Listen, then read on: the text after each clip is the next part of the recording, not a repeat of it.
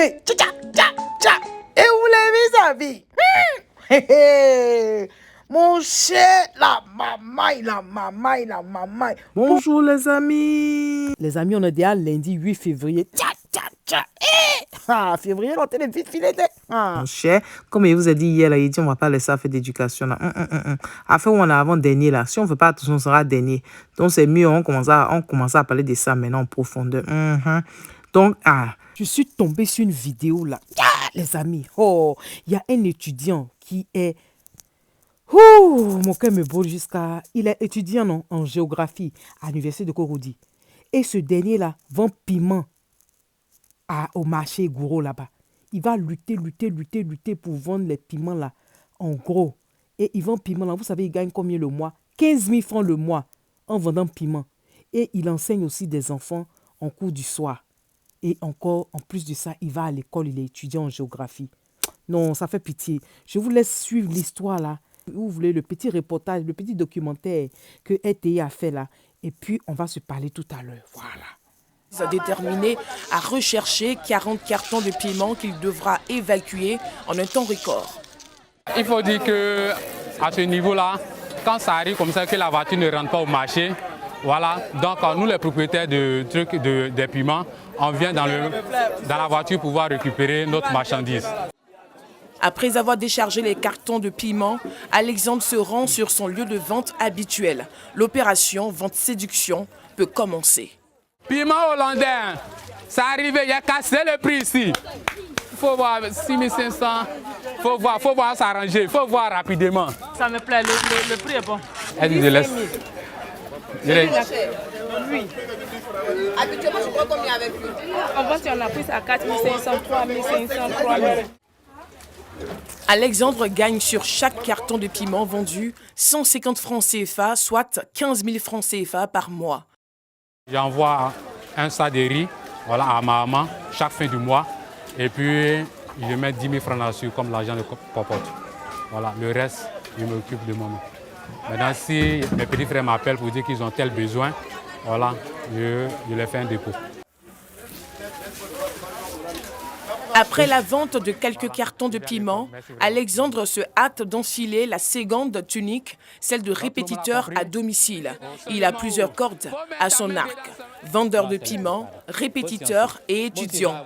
La première et la deuxième corde lui permettent de financer ses études de licence 3 en faculté de géographie. Bien vrai que je suis fatigué quand je rentre les soirs, mais ça me fait plaisir d'échanger un peu avec les enfants.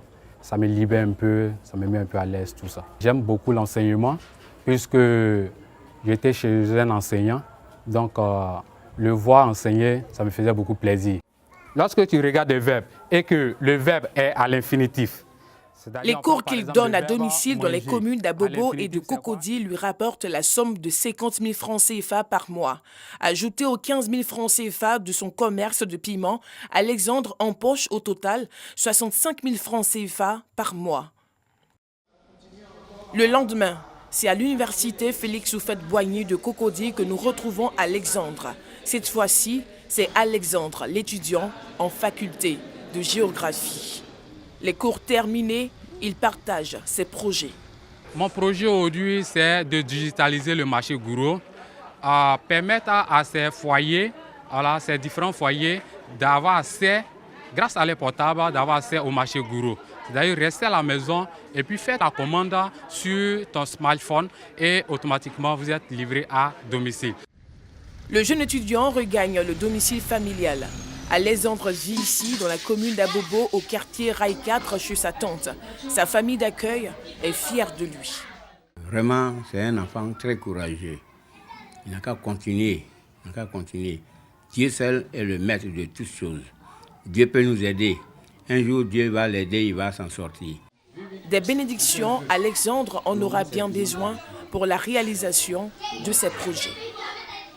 Eh oui, rien n'arrive au hasard. Mon frère Alexandre Trabi, rien n'arrive au hasard.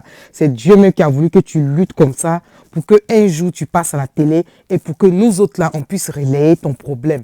Sache que cette histoire du marché Gouro là, ton projet que tu as pour pouvoir créer l'application sur le smartphone là, sache que ce projet-là sera réalisé.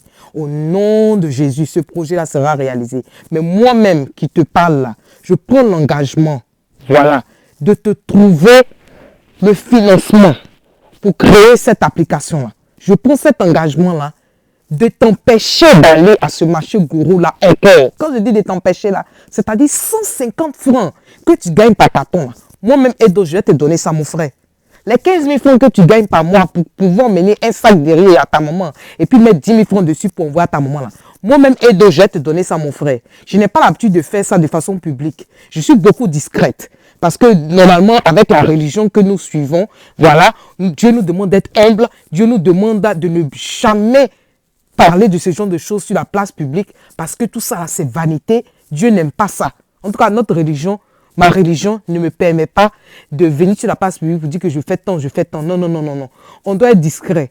Mais là, vu que c'est passé sur RTI, là, je te dis, mon frère, Trabi, rentre en contact avec moi. Parce que quand j'ai été tellement touchée, quand j'ai vu des enfants que tu es en train d'enseigner, nous sommes en train de parler de l'éducation. Les enfants que tu enseignes là, voilà, ce sont les cerveaux de demain.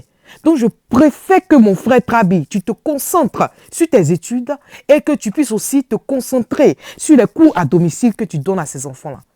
Toute cette fatigue d'aller jusqu'au marché gourou, mon frère Trabi, ce n'est pas la peine.